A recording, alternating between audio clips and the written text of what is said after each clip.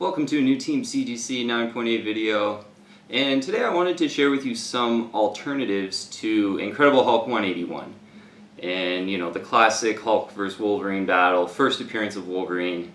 Hulk 181, it's becoming such an expensive issue. Even a mid-grade copy is kind of going to set you back in that $2,000 range, sometimes more or less depending on grade.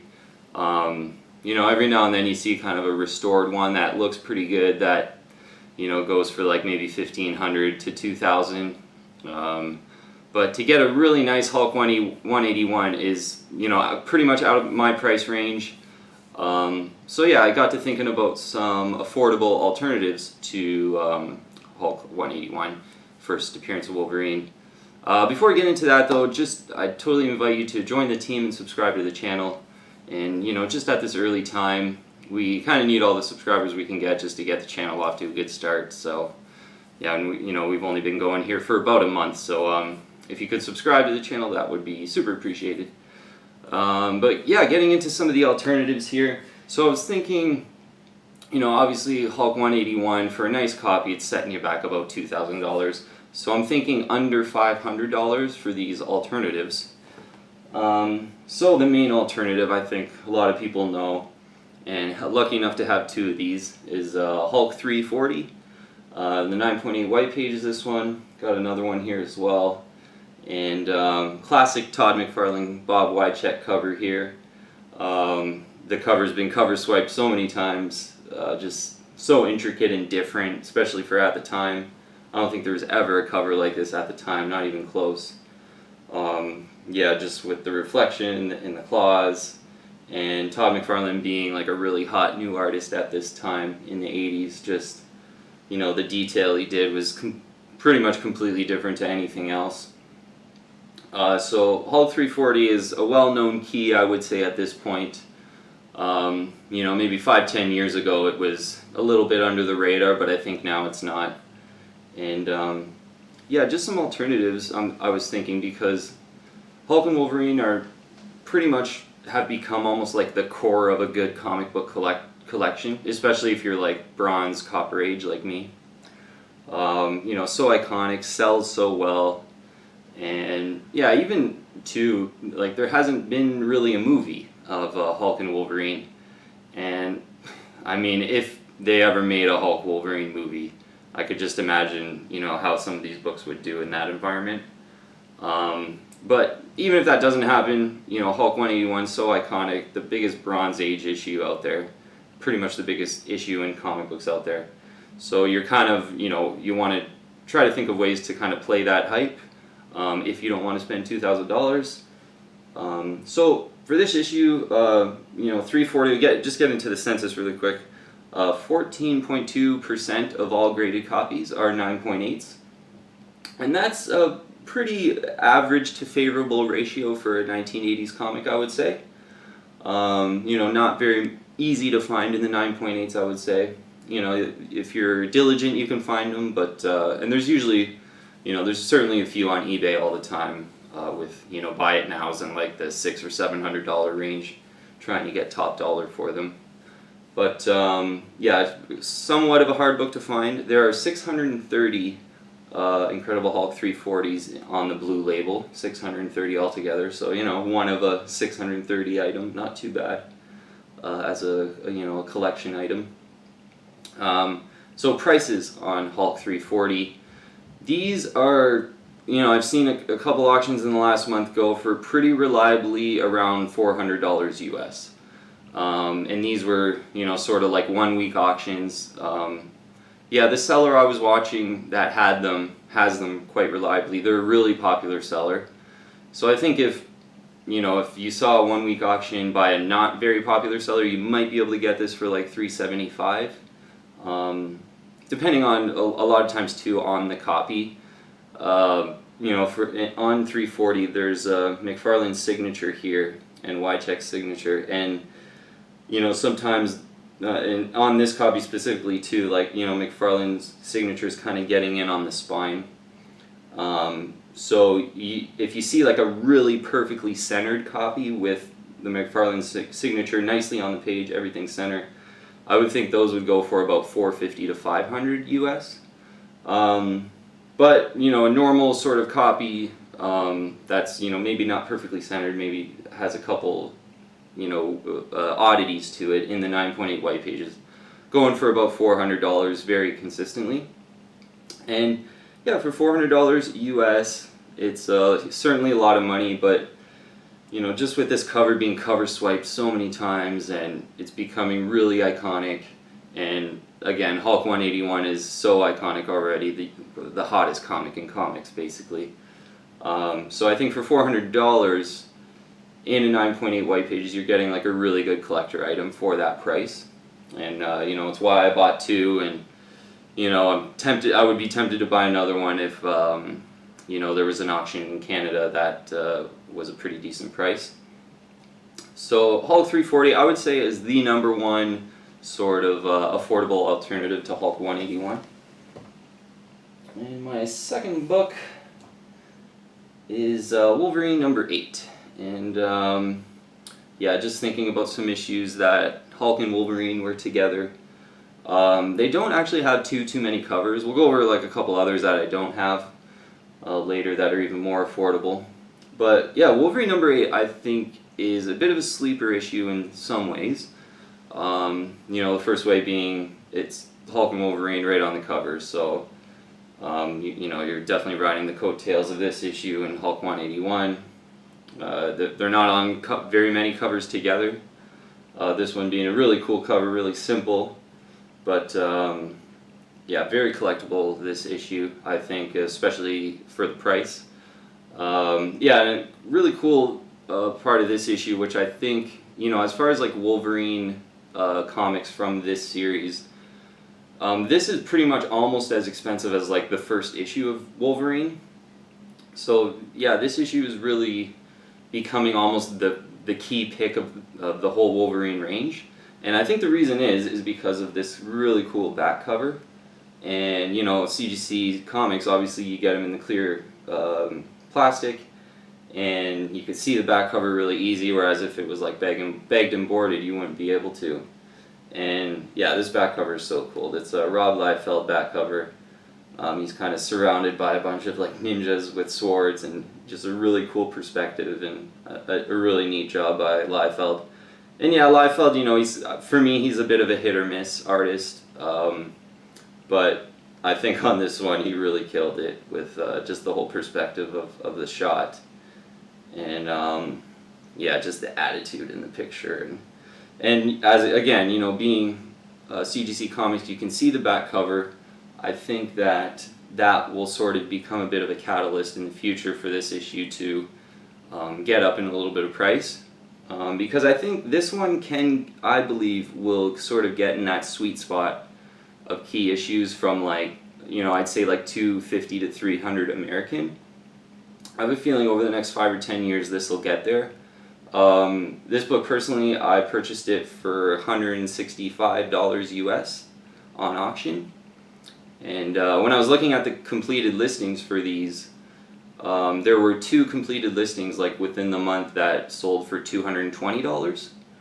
And that was like a high retail price sell, so it was like a buy it now. Someone, you know, just wanted to, probably maybe even the same person, bought them at the same time. So this issue has definitely sold for more. I was pretty lucky to just get it on auction. Yeah, 165 I believe it was, 160 something. And yeah, so if you could find a really good deal on this issue, you know, for $160, I think it's going to be worth 250 to 300. You know, maybe 5 or 10 years, who knows exactly, but in that 200 to 300 range, there's so many like cool key issues, like Amazing Spider-Man 298, first Todd McFarlane. That's usually about 270, 280 bucks if you can find a good deal on an auction. Amazing Spider-Man 316, first Venom cover, that's like 280, 290, 300 depending.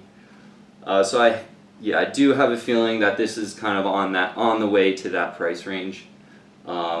Because of the back cover, because it's Hulk and Wolverine, such an underappreciated issue. So so obviously 340 is about $400. This one, 160, 170 if you find a good deal.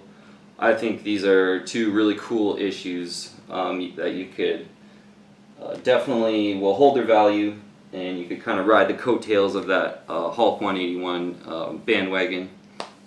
And a couple more issues, kind of more unknown issues. One that comes to mind is the What If issue, if Wolverine killed Hulk, which is What If number 31, I believe. That's a pretty cool issue to possibly grab. I'm not really too much of a fan of those issues, but it's one with Wolverine and Hulk on the cover, and yeah, they're actually not on too many covers together. So that's certainly another one to look into. There's also Incredible Hulk 454, which is a book from 1997, so you're in that sort of newer Incredible Hulk look that they had in the 90s, which I kind of like, actually. I really like sort of cheap 1990s comic books, just, you know, Amazing Spider-Man, Incredible Hulk. Yeah, I think they kind of, the penciling and colors really came forward in that era, rather than in the 80s. They were still looking a little bit old school, but yeah, I do think kind of like that mid to late 90s comics are, they're really cheap, and I think pretty decent buys. And yeah, Incredible Hulk 454, it's got a pretty cool cover, Hulk and Wolverine on the cover, so that would be another one that you could definitely, I would think, I haven't even looked at the 9.8 prices on that one, but I would think it would be quite a lot cheaper than these ones. So yeah, Incredible Hulk 181, first Wolverine. I mean, if you can afford it, I would buy it. I think it's one of those issues where, you know, right now it is really hot. You have a lot of comic collectors going, oh my god, I can't believe the prices in Hulk 181, but I think it's one of those things that you just don't want to fight. It's like that overall huge trend in comic books.